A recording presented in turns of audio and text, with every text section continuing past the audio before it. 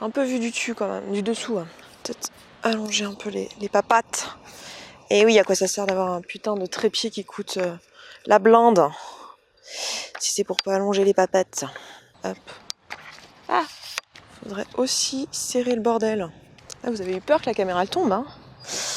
Et bah pas moi, parce que j'ai confiance en mon trépied. J'ai peut-être tort, mais j'ai confiance en mon trépied. Bonjour, c'est le matin. Voilà, et regardez où je suis. Je sais pas du tout si vous êtes capable de reconnaître, mais hop, la mise au point. Ah non, il va pas pouvoir. Ah non, c'est trop clair. Attendez.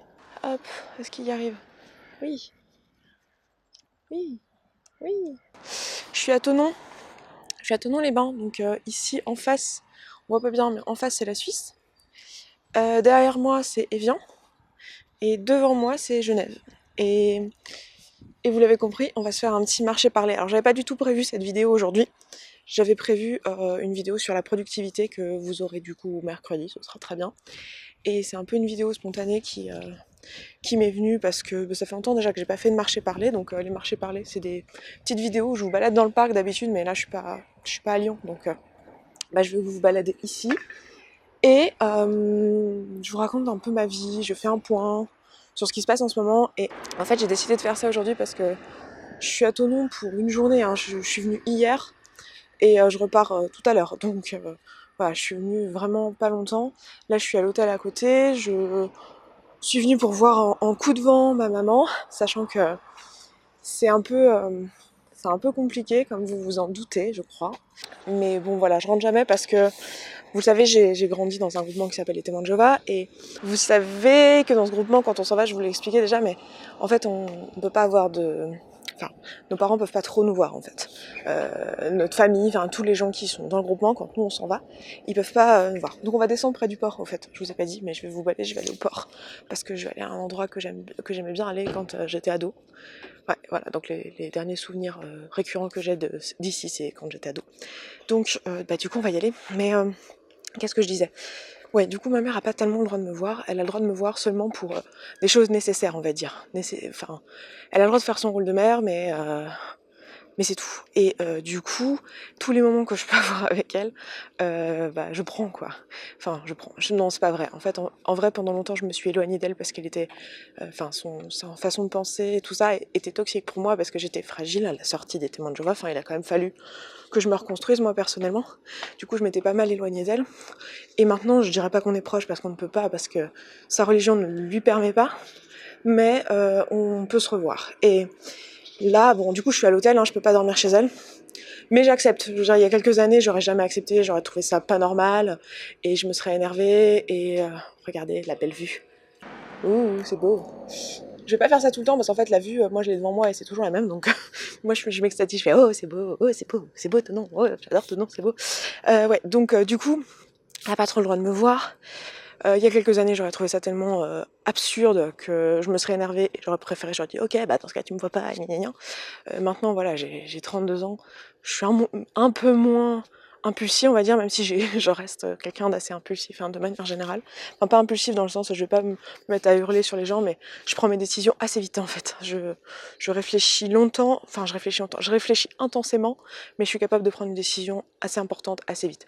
Bref, c'est pas le sujet, mais du coup voilà, j'étais là pour un jour et demi, hein, et le fait d'être à Thonon et tout, ça m'évoque quand même plein de trucs, et je sais pas, ça me rend un peu nostalgique, et j'ai eu envie de vous parler un petit peu de mon parcours de ces dernières années, bon, j'ai déjà parlé des Témoins de Jéhovah plusieurs fois, je suis pas sûre que j'ai grand chose de plus à dire là-dessus, mais je vais plus parler de mon parcours en tant que personne lambda en fait, en tant qu'individu, et voilà, je sais pas si c'est ultra intéressant, mais bon, alors attendez, putain, vous croyez que je me rappelle plus de la route? J'ai fait ce chemin à pied plein de fois, hein. Là, donc là, je suis en train de descendre, je vous ai pas dit, il y a le funiculaire derrière moi, et je suis en train de descendre, et je vais nous emmener sur le ponton. Je crois qu'il faut prendre à gauche là, mais je suis même plus sûre en fait. Ouais, c'est ça, faut prendre à gauche. Oh, putain, merde. Vous vous rendez compte si j'oublie mon chemin?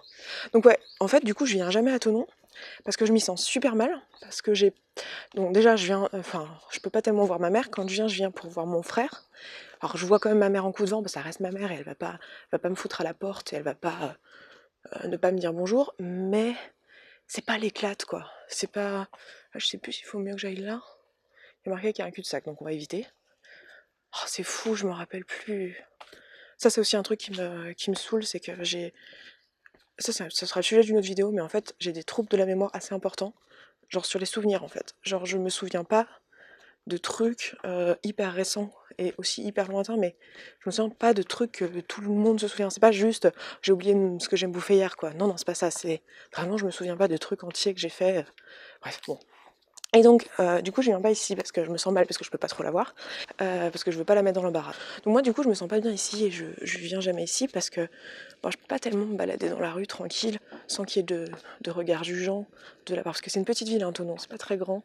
Là, il est tôt le matin, c'est pour ça que je sors tranquille, mais il y a de bonnes chances de croiser des gens que j'ai connus en fait quand j'étais plus jeune et qui étaient témoins de Jéhovah, et parce que bon, globalement mon entourage c'était des témoins de Jéhovah et qui du coup vont me regarder avec un regard jugeant. La bonne nouvelle c'est que j'ai quand même physiquement beaucoup changé parce que j'étais blonde, j'avais les cheveux très longs. Je crois que je me ressemble pas trop mais à vous de juger. Je sais pas, j'ai dû mettre des photos quelque part sur Instagram de moi à 16 ans, mais voilà. Allez fouiller, bonne chance, hein, remontez loin hein, parce que ça date, mais voilà, dans mon film. Donc voilà, pour vous dire un peu la sensation à laquelle je suis. Et là, je vais baisser un peu la luminosité. Et en fait, là, j'essayais de filmer des vidéos sur plein de sujets en ce moment. Et en fait, il se passe tellement de trucs dans ma vie, si vous voulez, que j'ai vachement de mal à me focaliser sur le contenu que je suis en train de créer. Heureusement, les podcasts, je les ai créés à l'avance, du coup, ils sont sur les rails, quoi. Mais les vidéos, comme je vous disais il y a quelques semaines, je crois, je suis un peu au jour le jour. Et bon, c'est quelque chose qui va s'arranger parce que j'ai trouvé une assistante, j'ai pas encore signé, donc c'est pas sûr encore, mais j'ai trouvé une assistante à partir d'octobre, donc ça va quand même vachement m'alléger du temps. Mais bon, l'objectif, c'est c'est d'arriver à avoir un peu d'avance sur les vidéos pour pas que je sois à l'arrache. Ça m'empêche pas de faire des vidéos spontanées, hein. Même quand je les avais préprogrammées, ça reste des vidéos spontanées, mais juste elles sont préprogrammées, quoi. Oh, la petite fontaine, ça me donne envie de faire pipi cette connerie. Donc voilà, donc là on arrive au port, je vous montre. Donc voilà, là on était dans la rue du funiculaire, je sais pas si vous pouvez voir le nom de la rue du funiculaire, vous ne voyez pas parce que c'est dans le flou, merci le réflexe. Et là on est la rue du port, hein, qui au mois d'août, vous faites pas ça. Au mois d'août on ne marche pas tranquille dans la rue du port sans croiser personne, c'est pas possible. Là on est le 15 septembre, on peut tranquillou marcher le long du port. Et moi ce que je vais faire, c'est que je vais aller sur le ponton où j'allais boire des bières illégalement quand j'avais moins de 16 ans. Voilà. Et en fait, je ne buvais pas de bière. J'allais avec des potes qui buvaient des bières, mais j'avais pas le droit de boire des bières parce que j'étais témoin de Jéhovah. Du coup, je ne buvais pas de bière. Mais je les regardais faire et je me culpabilisais déjà d'être avec eux parce qu'ils faisaient des choses pas bien. Je suis tellement loin de tout ça maintenant, c'est tellement drôle. Voilà, donc, ces dernières années, en fait, j'ai quand même pas mal changé de trucs dans ma vie. Je sais pas si vous vous en êtes trop rendu compte, mais je pense quand même que ça se voit.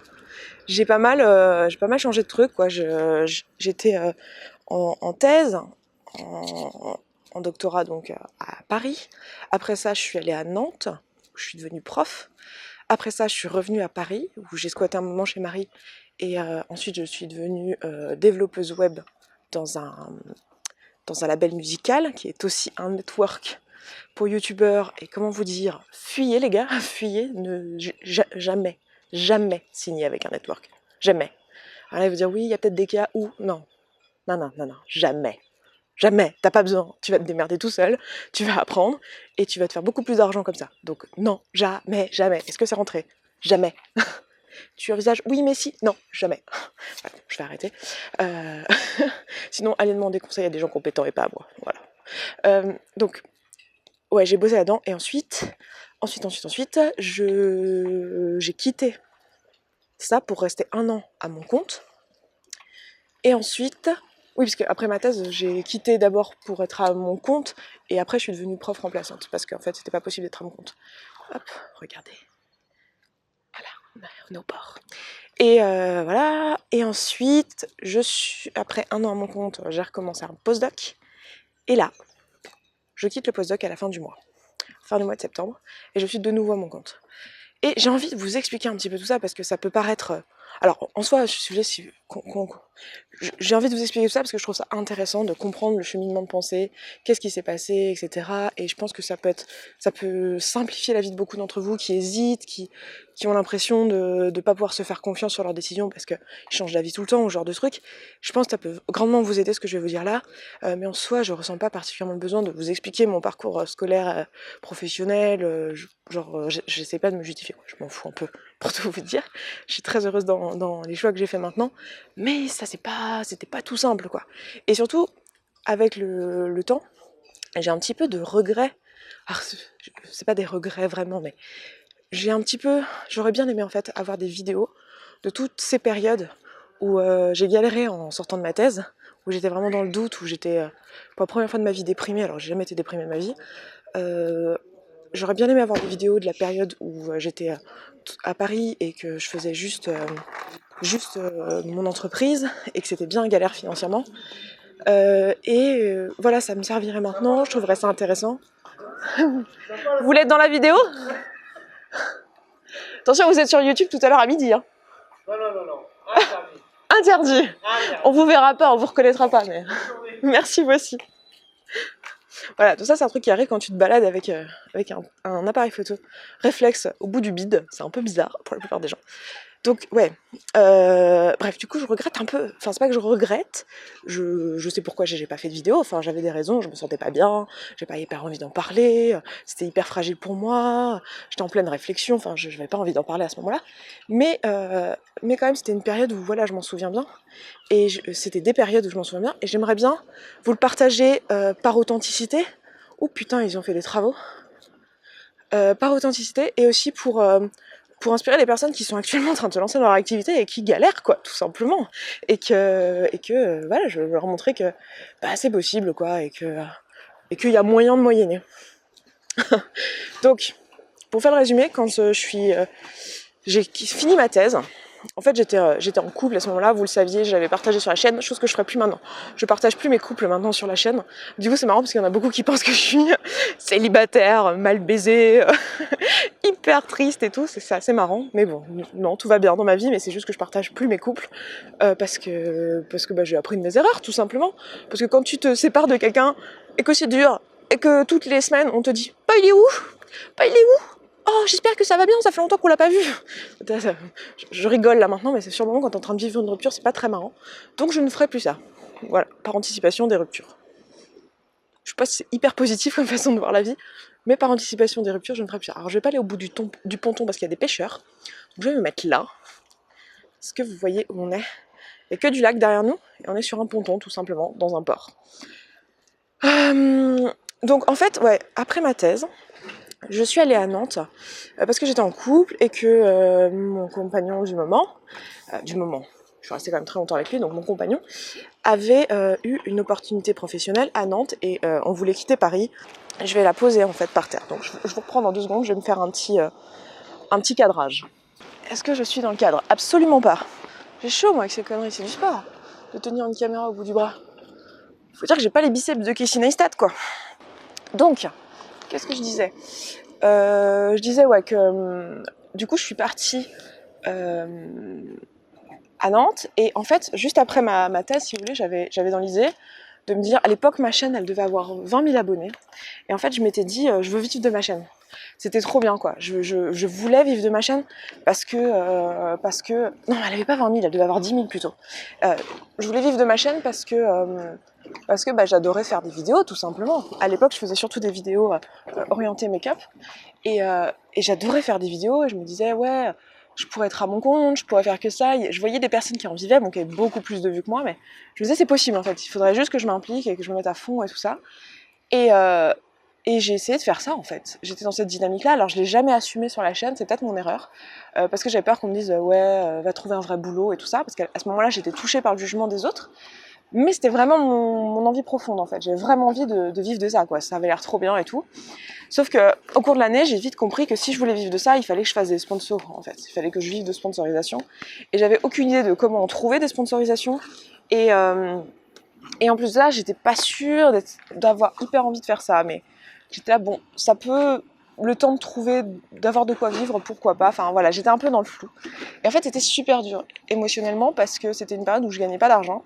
J'avais un peu de chômage de ma thèse, enfin de mes 3 années de thèse, et j'étais dans le flou quoi. Je vais essayer de vivre de ma chaîne, mais c'était dur parce que genre l'entourage et tout ils comprenaient pas. Enfin tu sais, quand je disais aux gens bah en fait je suis au chômage, je fais des vidéos sur YouTube, enfin tu vois, c'était un peu genre ouais ok, c'est une glandue quoi, elle glande rien, elle fait rien, enfin c'est super dur. Moralement c'était super dur, surtout que moi j'ai toujours eu cette personnalité à être hyper rentre dedans et à bosser beaucoup, et du coup là qu'on me fasse comprendre qu'en fait je foutais rien, c'était super dur pour moi.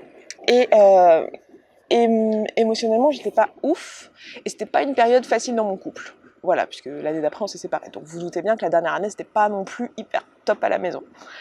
Et voilà, et j'ai commencé du coup, au bout d'un moment j'en ai eu marre, au bout de 6 mois j'ai craqué, et je me suis dit ok c'est bon, je vais enseigner au collège-lycée, ce sera très bien, je veux bosser, je veux faire des trucs parce que là je suis en train de déprimer à la maison, ça va pas être possible quoi. Et by the way, la sortie de thèse pour beaucoup de personnes c'est une vraie remise en question, parce qu'en fait tu sors de ta thèse, toi, ça fait 8 ans, si tu veux, que t'es dans ton délire, genre, je veux faire ma thèse, je veux faire ma thèse, je veux faire ma thèse. Tu t'es focalisé là-dessus, t'as bossé comme un taré pour arriver là. Puis une fois que c'est fini, tu te rends compte que, bah, en fait, il y a toute la vie derrière et tu t'es jamais posé la question de ce que tu ferais après, en fait. Je sais pas si vous êtes beaucoup de thésards à me regarder et à ressentir ça. Et du coup, pour moi et pour d'autres, alors c'est pas le cas de tous les thésards, hein, il y a plein de thésards qui savent exactement ce qu'ils veulent faire et tout ça, ou qui ont une idée que c'est suffisant pour pas qu'ils fassent une déprime à la sortie de thèse. Mais pour beaucoup d'anciens thésards, ben c'est aussi ce qu'ils ont ressenti, quoi, une année un peu de flottement après.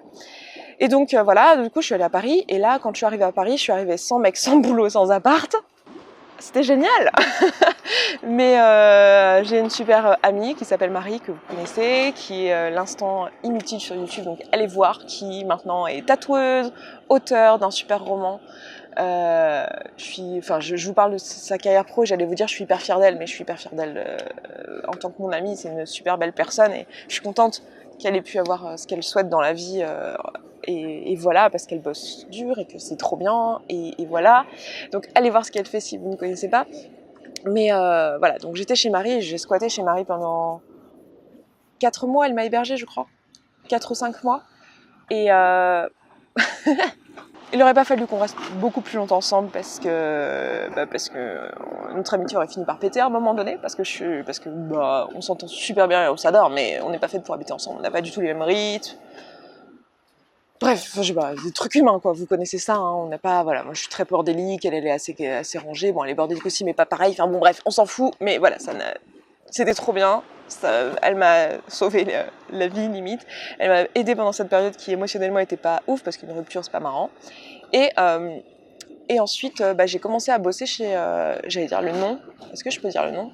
Bon, chez le network slash label musical.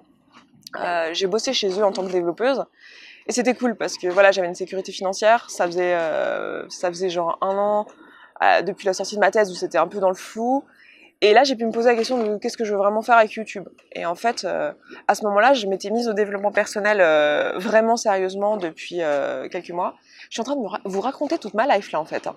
Ouais, quand je m'étais mise au développement personnel, je me suis rendu compte que, en fait, j'avais jamais passé de temps toute seule, parce que moi, ça faisait 10 ans que j'étais en couple, en fait. Et du coup, depuis mon super jeune âge, finalement, mes 19 ans, 20 ans, j'étais avec quelqu'un, et là, ça m'a fait vachement bien, en fait, d'être toute seule et de me recentrer sur moi, et de me dire, ok, mais qu'est-ce que je veux faire, qui je suis, qu'est-ce que j'aime pas. Et c'est là que j'ai vraiment compris ce que je voulais faire dans la vie, et que c'est devenu de plus en plus clair que ouais, je voulais vivre de façon indépendante. Je voulais faire mon activité indépendante. Sauf que j'avais aucune idée de comment rendre ça rentable. Je savais que j'avais cette audience sur YouTube, que j'avais un bon point de départ, c'est-à-dire que j'avais grandi cette audience depuis longtemps, je vous avais j'avais une belle interaction avec vous, mais comment vivre de ça, j'en savais rien. Et j'avais juste compris, là c'était clair maintenant, que je voulais pas faire la sponsorisation, que je voulais pas vendre des produits, c'était contre mes valeurs, parce que pendant toute cette période-là, quelques années avant de commencer ma chaîne, et pendant ma chaîne et tout, je suis devenue végane.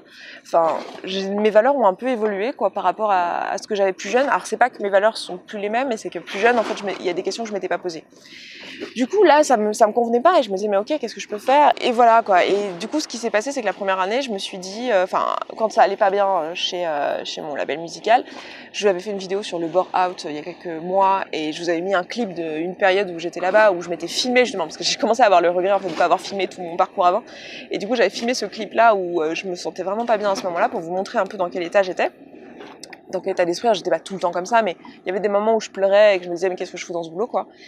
Et du coup je suis partie et là je me suis lancée dans le vide à mon compte. Et à ce moment-là j'étais en couple avec une autre personne en plus qui m'a vachement aidée mentalement à me dire allez vas-y, lance-toi, au pire t'auras un filet de sécurité avec moi financièrement, même si c'est un truc que je déteste, mais voilà. Et en fait c'est là que je me suis retrouvée à pas mal voyager entre la France et les États-Unis parce qu'en fait je laissais mon appart en Airbnb à Paris. Je m'étais arrangée avec mon proprio parce que j'étais dans la galère, les gars, mais dans la galère. Financièrement, je ramais à mort.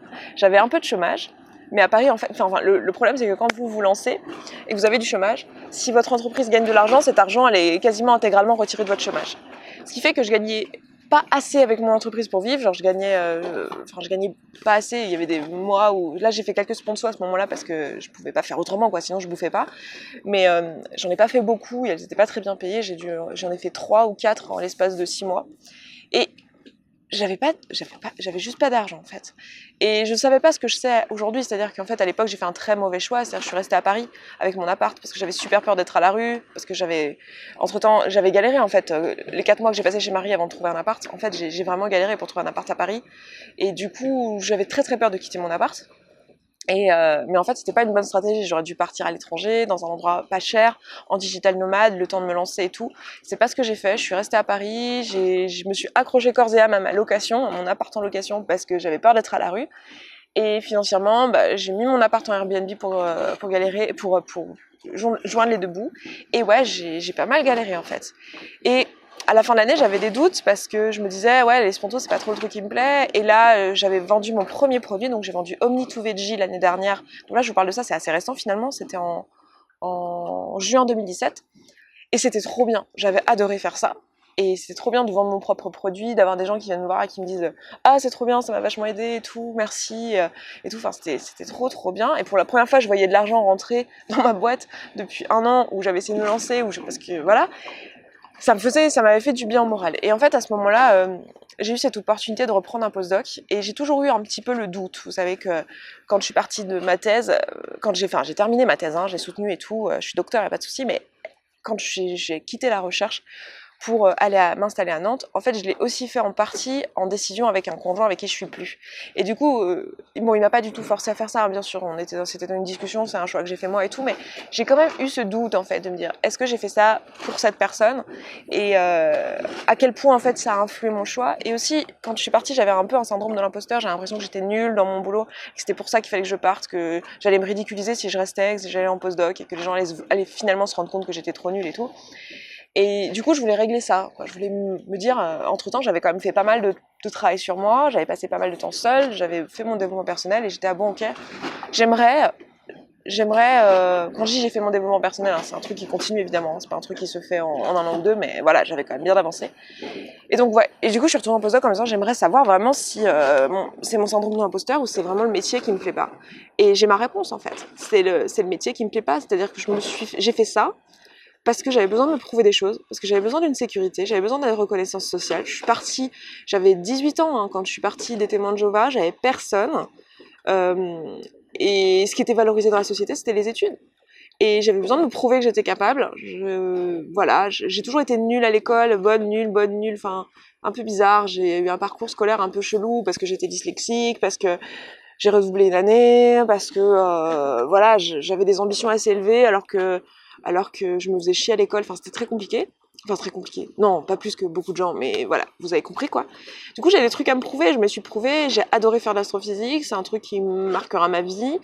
Mais moi ce que j'ai envie de faire c'est d'aider les gens quoi. J'ai envie d'être indépendante déjà, j'ai envie d'être indépendante, c'est-à-dire de faire ce que je veux quand je veux, où je veux. Quand je dis ça, je sais qu'il y a plein de gens qui sautent au plafond et je sais que c'est injuste que je veuille ça, je sais très bien que il y a des personnes là qui me regardent et j'en suis vraiment désolée, j'ai beaucoup de compassion, je sais que j'ai un luxe énorme de même pouvoir l'envisager, de me dire que je peux faire ce que je veux quand je veux, où je veux.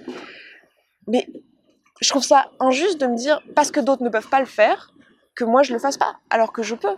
Alors ouais, c'est super chiant, je dis pas que ça me vient tout cuit dans le bec, j'ai cette idée dans la tête depuis des années, je veux faire ce que je veux, quand je veux, où je veux pouvoir apporter de la valeur et faire un truc qui a du sens, parce que quand j'étais dans mes différents boulots, j'avais l'impression surtout de passer beaucoup de temps à meubler du vide en fait, et à pas être productive et à pas créer des trucs. Et moi je suis malheureuse si je suis pas productive, si je crée pas des trucs, je pète un câble quoi. Si je suis là à devoir glander et tout, ça va pas du tout. Enfin c'est pas possible pour moi.